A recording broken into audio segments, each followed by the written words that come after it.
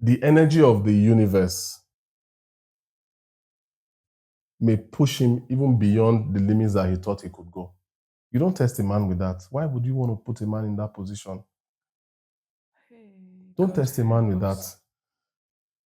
You're not a spirit control man. I'm a spirit control, but let it not be a test that you are testing a man with another woman. Don't test a man with that. Then do you love the woman at all? Don't see. You may know the beginning of the test, but do you know how long? Or do you know? Don't just test a man with a woman. So my question is, Yep. how or what do you do when you notice that somebody likes your spouse? Somebody likes your spouse. Yes. You just notice that this person has Like chemistry opposites. for your spouse. Okay. I don't know if the spouse also has chemistry for that person, but Okay. you know that person has chemistry, Yeah. has likeness towards your spouse. What do you do?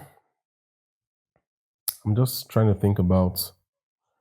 I'm really trying to think about how that works. For example, this person is your wife.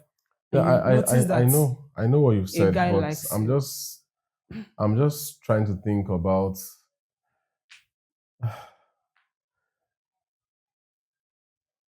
I think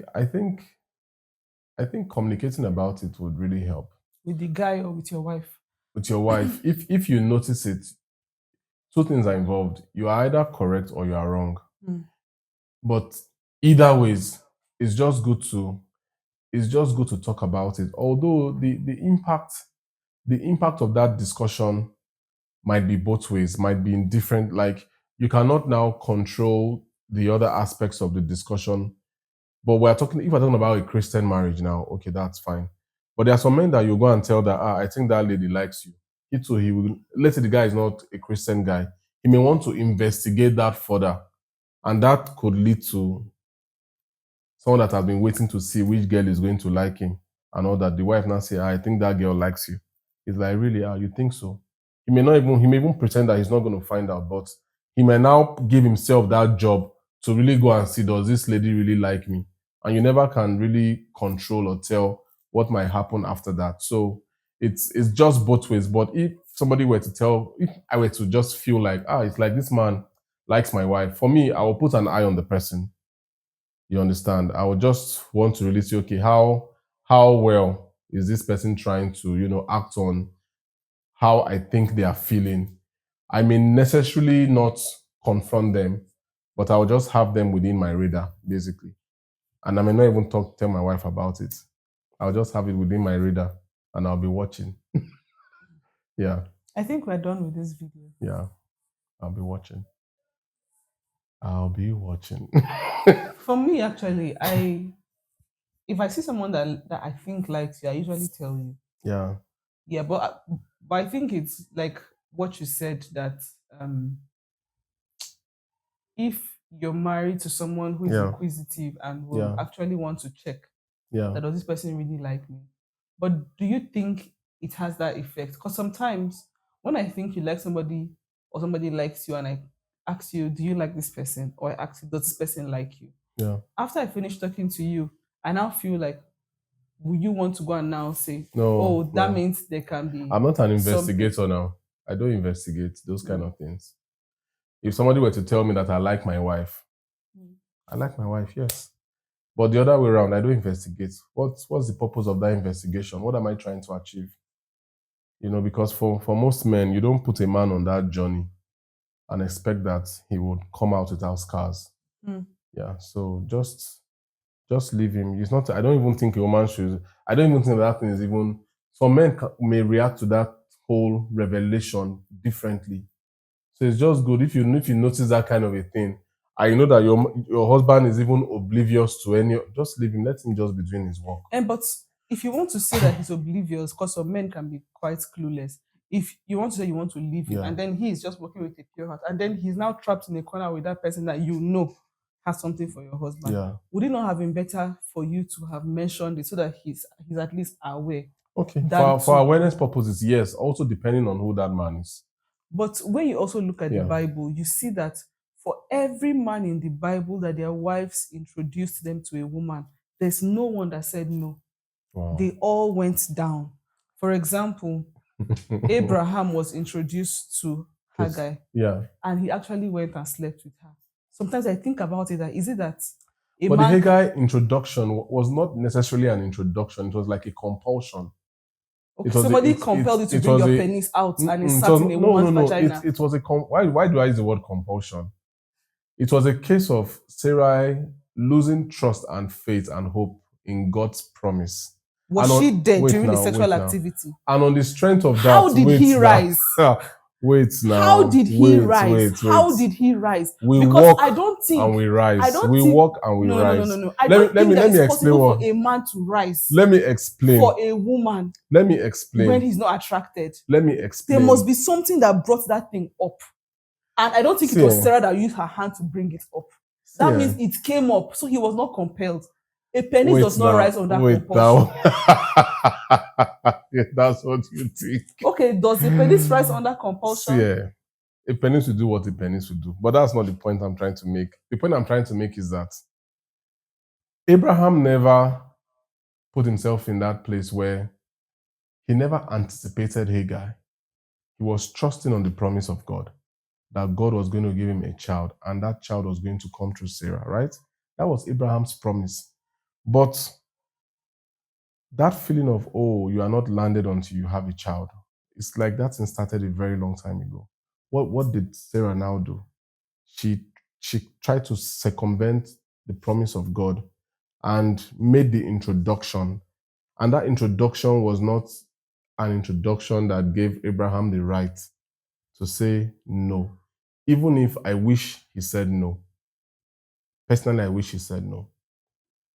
I actually wish. Why is it hard for me to believe you? No, but it's true now. No. But actually, wish he said no. Joe, because if you, I don't want to now start doing some tracing and the issues in the world and all of those things. But the point I'm just trying to make is that Abraham did not ask. Abraham did not ask for Hagar. For example, now two of us are married. Yes. Because I am bringing out this question from the fact that you said that some men, when you now tell them that I think this girl likes you, then they will now be like, oh, this girl likes them. Then they'll not be conscious when they're with the girl because their wife has told them that she likes them. Maybe something can come out of it. So my question that's for the what I am now that's saying for the man that is not spirit filled. But go on. Abraham was married to Sarah. Yeah. He even had a promise. Yes, from and then God. She now introduced him to another. And Julie. Wait. And he said, okay. He went. Do you know the influence of a woman? And he was there. Do you know the influence of a woman? So if I influence you now, do you know the influence of a woman? If I influence you now, I did not marry a wife that will put me on that path. So if I decide, if I put you on that path, will you go on that path? I trust in God.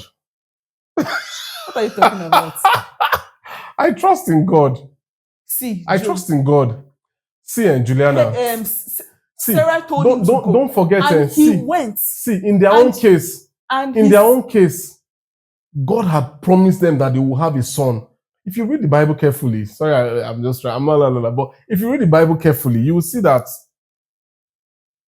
Sarah was already losing faith and trust in the promise of God. Her case was a case of, could it be that what God actually meant was that this son could come through another woman? So he and if you notice, correct her? If you notice, she didn't go far. She didn't go far to go and bring somebody for Abraham. She brought someone that he was already eyeing. She brought someone that Abraham already knew, one of her maidens. And his penis could rise. Wait, I'm just saying that proximity that Abraham had with Sarah's maiden, Hagar, may have been one of the facilitating points that may have triggered Abraham out of the will and the purpose of God based on the overbearing influence of his wife, Sarah. So he has no fault. I'm not saying he doesn't have any fault. What's his fault? The only thing I would have loved him to trust in God more and to stay on the promise. I'm going to give another example. Yeah, to stay on the promise. When you look at Jacob, Jacob was married to Rachel and to her elder sister. Abraham, I'm sure you see how I'm here talking on your behalf now. Amen. Send me blessing. You Send some angels. Let them bombard my account. They should bombard I my cannot be account defending. I cannot be. cannot be defending Abraham. Anyways, No, but it's men standing with men. Yeah. See. Yeah. Jacob was married to Rachel and her sister. That's Leah first, right? Leah and Rachel. After the deception of Leah gave Jacob her maid. Okay. Jacob slept with the maid. But can you remind me of the circumstance of, Leah? There was no circumstance. She gave her maid. Rachel also, when she didn't have a child, gave her maid to Jacob, and he didn't say no. You mean Jacob had done things with two maids of different... Maids of the two of them. Wow. So sometimes I have that fear in my heart. I'm like, is it that when it comes to a woman's issue, a man does not have control? That even when you're... Because when I'm saying it, because there's some times that a man wants to do something and a woman says, okay, you can go ahead. She doesn't mean it. She's just in that place where she's saying, okay, you can go ahead, to test if you will even stand for the love. Don't test a man with that thing. Don't test a man with that, sincerely. Don't test a man with that, because the energy of the universe may push him even beyond the limits that he thought he could go. You don't test a man with that. Why would you want to put a man in that position? Don't test a man with that. You're not a spirit control man. I'm a spirit control, but let it not be a test that you are testing a man with another woman. Don't test a man with that. Then do you love the woman at all? Don't see. You may know the beginning of the test, but do you know how long, or do you know? Don't just test a man with a woman. That's just what a man that is a Christian. Julie, don't tell. How many Christians have fallen? Put his body under subjection. Wait now, how many Christians had their body under subjection that still fail? So my question is, don't test a man with that. Even a woman, don't test a woman with that. Cannot come out of that clean, but you're still the woman. Oh, of course, Joseph did now. How? Joseph did. When Potiphar's wife. No, see, what are you saying? Even me, I've been in those situations that I still came out. May God continue to help you to continue to come out in Jesus' but it's not something you want to, amen. It's not something you want to test a man. See, Joe, look, Jacob, the first wife introduced him to servant, he slept with him. The second wife introduced him to servant, he slept with the servant. And let's also not. That I was even trying to say a point that sometimes that your wife is saying, yes, you can go ahead. Does not mean that she men really don't wants read you those signals. It does not mean that she really wants you to go men ahead. Men don't read those signals. Just saying sincerely. It just to even test if you even stand and say, no, I will not do it. For example, let's assume that I really want to do something, and I've been telling you that I really want to do that thing for about a month. Yeah. Right? And then we have already said that we're going to do it. And somehow, maybe your mother calls you and she says, I want to do this thing on this day. And it clashes with the thing that I've been telling you to do for the past 1 month for me. Yeah. If you ask me, should I go and do it for my mother? I cannot say no because it's your mother. I'll say, okay, go and do it. But inside me, I'm like, but I've been telling you about this thing for 1 month. Yeah. And now you're telling me. What does a wise man do? You balance out the interest. So for the fact that I say you should go ahead, it doesn't mean that I'm happy with the fact that I had discussed something with you for a month and now you have to go and do something else and leave me hanging. But I said it for peace to reign and to see if you on your own, you will come up with it with your own mind and say, Momsi, please, can I do it like this? Because I've already promised my wife for 1 month. Now that's what I would think. Yeah. But you can end up saying, my wife said I can go, so she said I can go, she said I can go.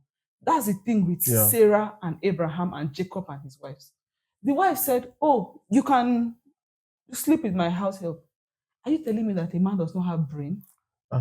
He does not have brain to say, even though... I'm not, if you tell me now, if you tell me now, wait now. If you tell me now. What wife will be in a place where she will say, okay, maybe I've seen my husband this thing too much. Let me share it. No woman wants to share it. No man also. No spirit-filled man also wants to share.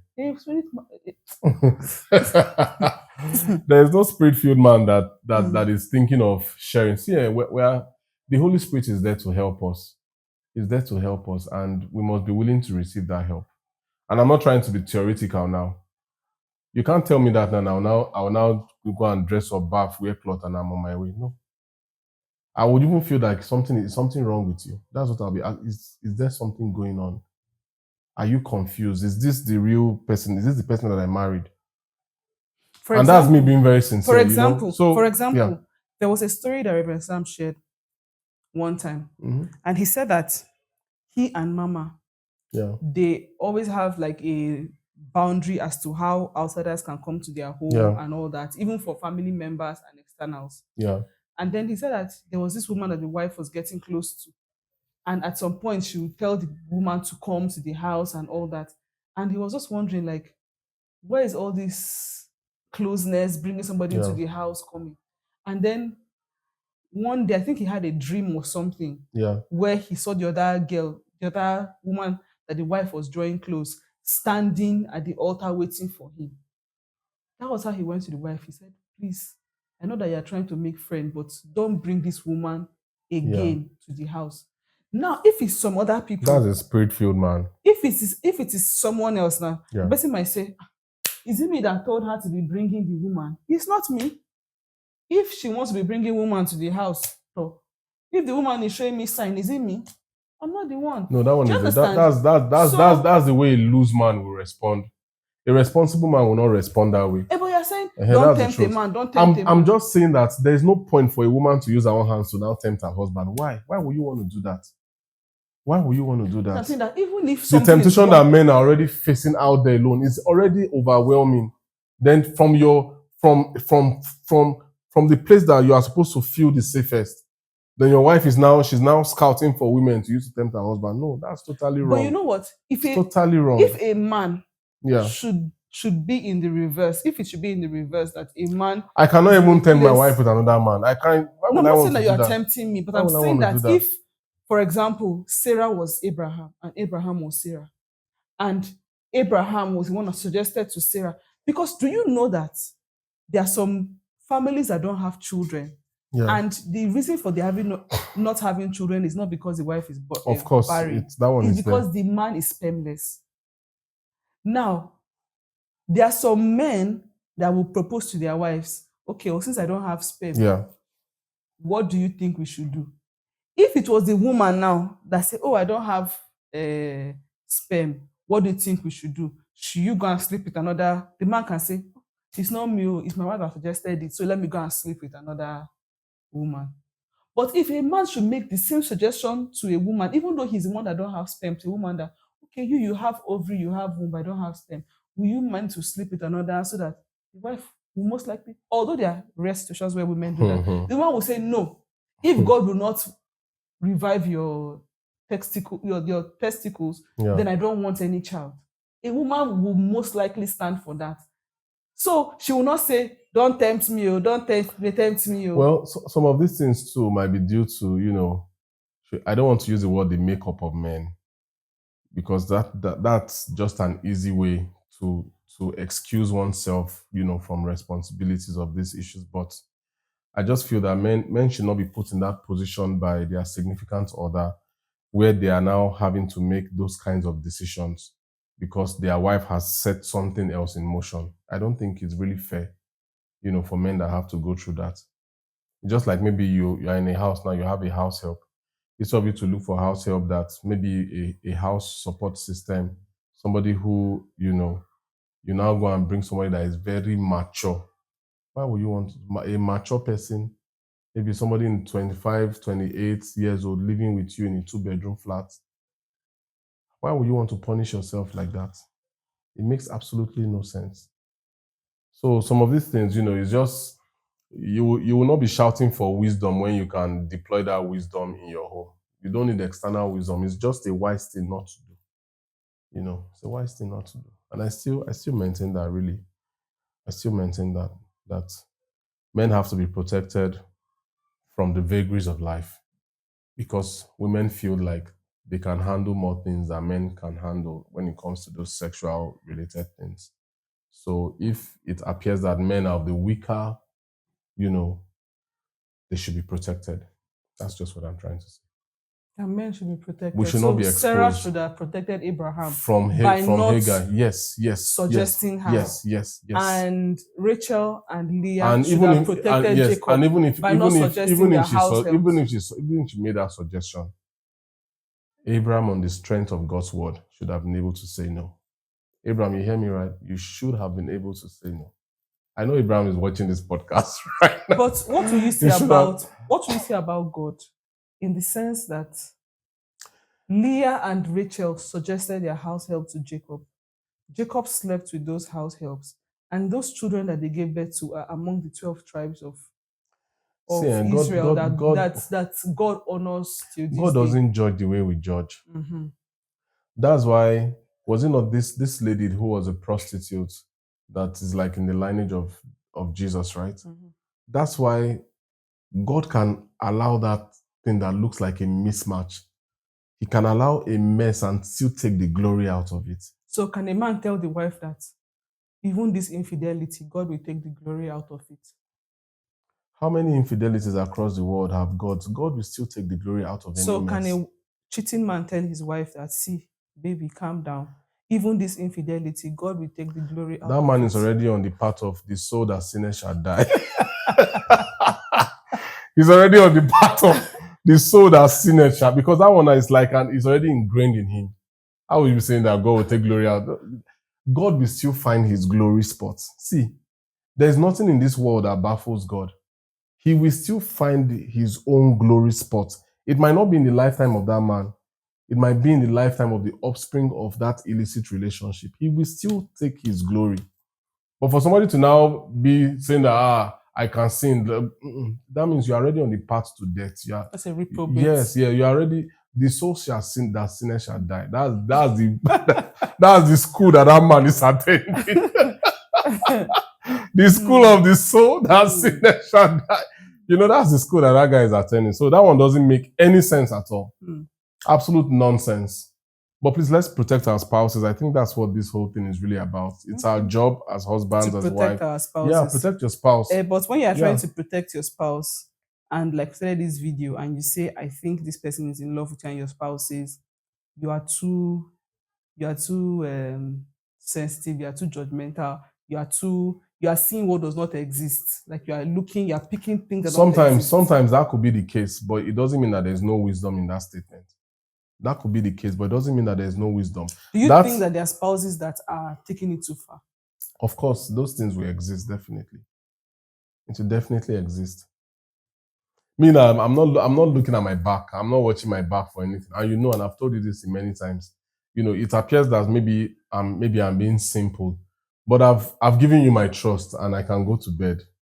I can close my eyes anywhere I am in this world. I'm not afraid, because it's not necessarily because I overtrust you, but I trust God that you make the right decision at every point in time. And God has also helped me to make right decisions as well.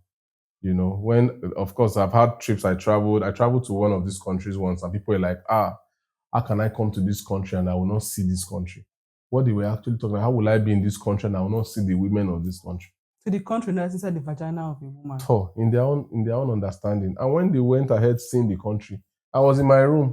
I was playing Xbox and playing games and just having a good time. So it was a choice. If I wanted to also see that country, I'd have gone to see the country.